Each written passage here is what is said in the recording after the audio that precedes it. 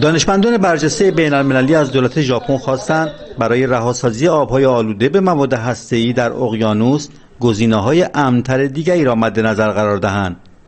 دولت ژاپن اعلام کرده که در تابستان سال جاری آب آلوده به رادیواکتیو را از نیروگاه هسته‌ای به اقیانوس آرام رها خواهد کرد.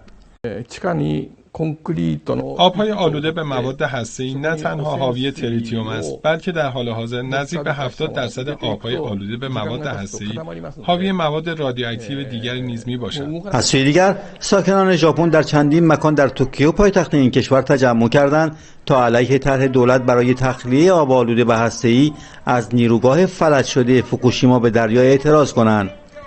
معترضان در مقابل ساختمان دفتر اعضای دوم مجلس نمایندگان خواستار توقف فوری این طرح شدند و دولت ژاپن را به دلیل بی‌توجهی به افکار عمومی و مخالفت جامعه بین‌المللی محکوم کردند.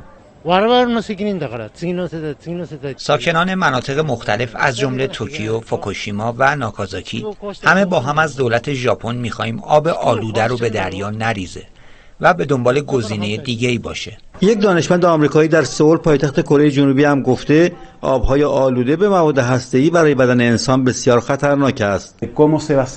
تخلیه آب آلوده به مواد هسته‌ای اقیانوس‌ها را آلوده می‌کند، زیرا تریتیوم و سایر مواد هسته‌ای جذب ماهی‌ها و جلبک‌های دریا می‌شود که برای سلامتی انسان خطرناک است.